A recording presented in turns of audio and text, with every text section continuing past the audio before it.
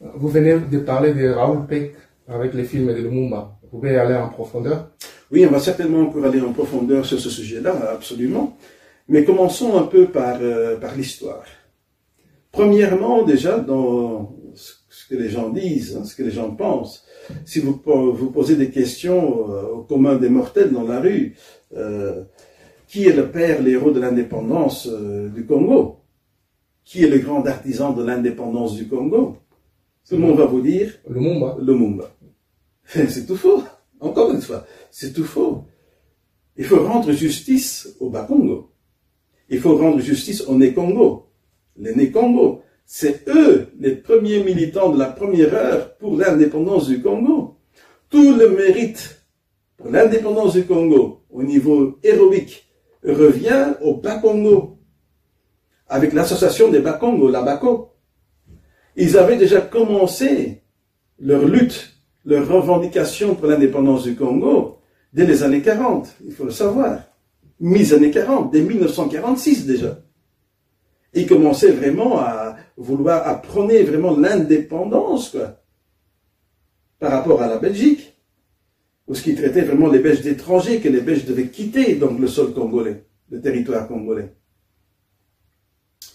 C'est les Bas-Congo, ce sont les gens de la BACO, l'association des Bas-Congo, avec leur père fondateur, avec les Kassavubu, avec les Nandu, c'est eux.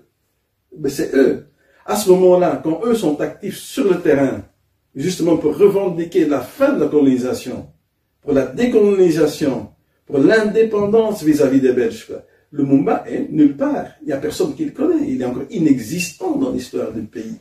Quand eux avaient déjà commencé, tout le mérite revient au Né-Congo, encore une fois au Bas-Congo, avec le grand événement détonateur du 5 janvier 1959, ce qu'on a appelé la manifestation à Bako-Kalamu, à Léopoldville, à Kinshasa. Ça va être le grand événement détonateur qui va vraiment faire peur aux Belges, que les Belges vont dire, là, il faut leur donner vraiment l'indépendance. Mais avant ça, combien de militants de la BACO ont été arrêtés par les Belges emprisonnés?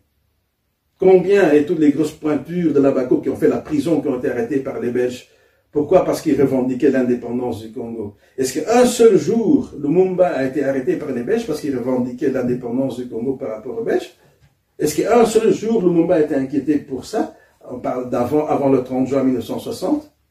Jamais. Jamais. Dans ce combat-là, de la première heure, il était inexistant, il n'était pas là. Hein? C'est plus tard qu'il va venir vraiment sur l'avant-scène, là. Mais c'est les Bas-Congo, encore une fois. C'est eux à qui revient le grand mérite héroïque d'être les héros de l'indépendance du Congo. Pas Lumumba. Mais on veut nous faire croire ça. Ça, c'est l'histoire politiquement correcte. Mais non. Et c'est pas par hasard que ce sont les Bas-Congo, les Né-Congo. Il y a une tradition chez eux qui remonte loin dans le temps de lutte contre le colon, de lutte contre l'occupant, c'est-à-dire contre le colonisateur, de lutte vraiment contre la présence des Belges et des Européens. Ça remonte jusqu'à Kimpavita, qui était vraiment une prophétesse donc Né-Congo, avec son mouvement qui s'appelle le Kimpasi, qui était un mouvement pour la décolonisation, pour bouter en dehors du pays donc les Belges, les colons. C'était chez eux que ça se passait. Le nerf, ça veut dire le noyau central, le nerf dont tout est parti au niveau activisme, quoi, héroïque, c'est le Bas-Congo. Ce sont les Né-Congo.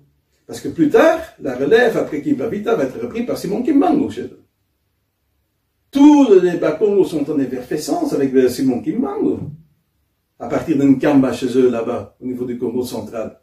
Et Simon Kimbangu, c'est la continuité de la lutte de Kimpavita contre la présence des Belges, des colons. Avec son mouvement le Kintwadi. Simon Kimbangu prenait donc le Dipana Dianzole, c'est-à-dire la guerre spirituelle et la guerre de décolonisation contre la religion déjà du colonisateur, l'Église catholique romaine, et aussi contre la présence des Belges. Tout ça, ça a commencé chez les Bas-Congo. Et ça a débouché en quoi? En une conscience supérieure politique chez les Bas-Congo, avec la fondation, la création de la BACO, l'association des Bas-Congo, qui voulaient leur indépendance claire et nette, qui voulaient même restituer, on peut dire, restructurer leur ancien royaume Congo. Il y a eu une conscience, on peut dire, nationale de la nation Bakongo qui est née à ce moment-là, et tout pour quelque part faire vaciller le pouvoir colonial des Belges est parti des Bakongo. Et ils ont vraiment lutté pour ça de manière héroïque. Ils ont fait de la prison pour ça. Ils ont été inquiétés par les Belges comme pas possible. D'ailleurs, il suffit de lire tous les rapports de cette époque-là, du ministre du Congo belge du Rwanda au Burundi, qui était Van Hemelrijk, hein, tous les rapports qu'il faisait par rapport au mouvement indépendantiste, c'est-à-dire les mouvements qui voulaient l'indépendance du Congo vis-à-vis du Royaume de Belgique, vous allez voir dans les rapports, Lumumba ne revient jamais, pas une seule fois. Parce que lui, donc, il remettait des rapports au niveau de la sûreté belge ici, par rapport aux individus à qui il faut faire attention, qui sont donc subversifs, comme on dit là, qui sont pour mettre les Belges dehors et qui réclament l'indépendance. Vous allez voir que la grande majorité des noms qui reviennent, ce sont tous des Bakongo. C'est eux. Le mérite revient au Bas-Congo. Ce sont les vrais zéros de l'indépendance du Congo belge. Ce sont les Bas-Congo. Et personne ne peut contredire ça. Encore une fois, quand eux sont actifs, le Lumumba n'est même pas encore présent en politique, il n'est même pas encore actif en politique, ils avaient déjà commencé depuis longtemps. Et c'est grâce aux actions des Bakongo, de la Bako, et particulièrement l'événement détonateur à Léopoldville à Kinshasa du 5 janvier 1959, la grande manifestation à Bako-Kalamu, c'est là, à ce moment-là, que les Belges ont vraiment pu pouvoir tenir, quoi. Ils sont obligés, quelque part, de dire, il faut qu'on mène ici une transition pour donner une indépendance, donc, à ces gens-là, parce que sinon, ce sera ici l'affrontement total, quoi. Ce sera la guerre totale, quoi, avec eux. C'est les Bakongo. Le Lumumba n'est pas présent sur le terrain à ce moment-là. Soyons clairs et nets, c'est déjà quelque chose, un rectificatif, quoi. C'est le premier, déjà. Il y en aura encore d'autres. Ok. Comment est-ce qu'il est venu à l'avant-plan? Ah, voilà, ça c'est une très bonne question. Donc, comment est-ce qu'il est venu à l'avant-plan? Donc, quelque part, comment est-ce qu'il est entré en politique? Son entrée en politique. Et là, vous allez être étonné. Et surtout les panafricanistes, encore une fois, de la gauche internationale, socialo-marxistes, communistes, ouvrez bien vos oreilles, hein, grandement vos oreilles. Et surtout les grands partisans de Lumumba, les grands fanatiques de Lumumba, ouvrez grandement vos oreilles maintenant par rapport à ce que je vais vous dire. Et ça, ce que je vais vous dire sont des faits concrets, c'est vérifiable. Allez vérifier l'information.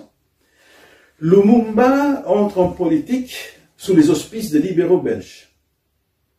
Donc, pour reprendre un terme panafricain, les libéraux belges, donc les impérialistes, capitalistes belges.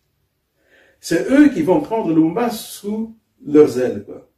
Lumumba commence déjà à faire des voyages vers 1956 en Belgique, là où il rencontre régulièrement les libéraux belges, quoi. Plus particulièrement, son parrain, on peut dire, son parrain politique, c'est Auguste Buisseret, qui est donc une figure prominente au sein du Parti libéral belge, au niveau francophone, chez les Wallons. Et qui est Auguste Buisseret? Un ancien ministre des colonies. Donc un ancien ministre des colonies est le premier parrain politique de Lumumba. Et donc un parrain politique qui est dans quel camp? Du camp des impérialistes, des capitalistes, pour reprendre ce terme-là de l'époque, lors de la guerre froide. C'est là où il va entrer en politique. Donc Lumumba est coopté par les libéraux belges, par les impérialistes capitalistes belges, quoi. Il est coopté à ce moment-là. Il fait plusieurs voyages, il les rencontre plusieurs fois. Et à un moment donné, au retour d'un de ces voyages, quand il va revenir d'un voyage vers la Belgique à Bruxelles pour rencontrer donc ses parrains politiques, je répète encore une fois, hein, qui sont des impérialistes capitalistes belges, des libéraux belges, hein, il est avec eux à ce moment-là, il est dans ce camp-là à ce moment-là, il est avec eux, il reçoit des enveloppes, on le trimballe un peu partout, on le présente partout, dans ces milieux-là. Hein. Alors, dans un des voyages, quand il revient, parce qu'en plus de cela, il avait reçu une fonction au pays, au Congo, une assez haute fonction au sein des PTT, c'était la poste télésecteur de communication d'avant. Hein. Il avait reçu une assez haute fonction là-bas. Qui l'a mis à cette fonction-là? C'est toujours Auguste de Buisseret, son parrain politique, qui le met à ce poste-là. Alors à ce moment-là, quand à un moment donné, il revient d'un voyage en Belgique, on est en 1956, il rentre au pays, et là, quand il rentre au pays, on va le mettre en prison. Il sera jeté en prison. Et ça, les gens ne savent pas. Lumumba a fait de la prison. Et pourquoi est-ce qu'il a fait de la prison? Il y a donc aussi au niveau de la direction des PTT donc, au Congo belge, à l'époque c'est encore toujours le Congo belge, il y a un Belge qui travaille là-bas, son nom c'était Léon Lejeune. Léon Lejeune. Et il y a beaucoup de plaintes qui arrivent, parce qu'il y a énormément de personnes âgées dans les campagnes, dans les zones rurales, qui ne reçoivent pas leur retraite, les fonds de pension. Ils ne reçoivent pas d'argent. Alors on a remonté la piste, ils ont cherché, et puis ils sont tombés sur les preuves que celui qui détournait les fonds, qui détournait l'argent, c'était Lumumba. C'était Lumumba. Donc quand il rentre de ce voyage-là, de Belgique au pays, on l'arrête. On le confronte maintenant avec donc ce problème-là. Les preuves étaient là, la preuve a été établie, et il va recevoir 12 mois de prison ferme. 1 an ferme. 1 an ferme. Quelqu'un qui détourne des fonds, surtout de vieilles personnes âgées comme ça pour leur fonction de retraite, dans le langage commun, on appelle ça un voleur. Pardon, on appelle ça un voleur. Il a volé de l'argent. Et on va le mettre en prison parce qu'il a été voleur. Il a été voleur. C'est vérifiable, hein, ce que je dis là. C'est pas juste en l'air comme ça, hein, c'est des faits concrets. Il est en prison et il va recevoir 12 mois ferme.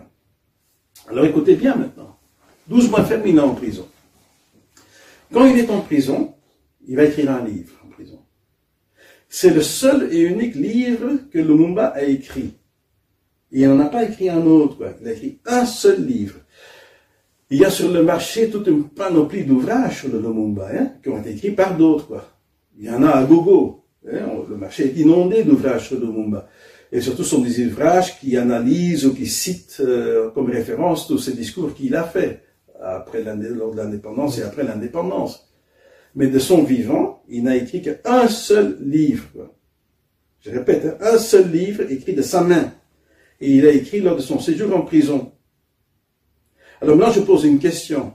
Comment est-ce que ça se fait qu'une personne aussi célèbre au niveau mondial, et surtout dans les cercles des panafricanistes, que les panafricanistes eux-mêmes n'ont jamais lu ce livre-là et qu'ils ne le connaissent pas? Est-ce que vous le connaissez? Non. Comment ça s'intitule? Ah voilà, le titre c'est quoi? Le Congo, terre d'avenir, est-il menacé? Donc au titre très évocateur. Comment est-ce que ça se fait? Je répète la question. Hein. Comment est-ce que ça se fait que quasi personne sur la planète connaît cet ouvrage-là, alors qu'il a été écrit de la main de Lumumba? Normalement, tout panafricaniste avéré, surtout du côté de la gauche internationale, socialo-marxiste, entre guillemets, communiste, devrait avoir lu ce bouquin. Ou est-ce que je me trompe? Ça devrait être même un best-seller. Oui. Et même au niveau de la communauté congolaise, la grande majorité l'aurait dû avoir lu. Ça aurait dû même être un livre sur les bancs d'école, Oui. connu par tout le monde. Alors comment est-ce que ça se fait que quasi personne ne connaît cet ouvrage-là? C'est intéressant. Ou est-ce que je me trompe? Ou est-ce que je me trompe? Est-ce que ça fait du bon sens ce que je dis? Ben oui. Vous êtes d'accord avec moi? Oui. Comment est-ce que ça se fait que ce livre est très peu connu? Eh bien, on va y répondre dans la prochaine partie.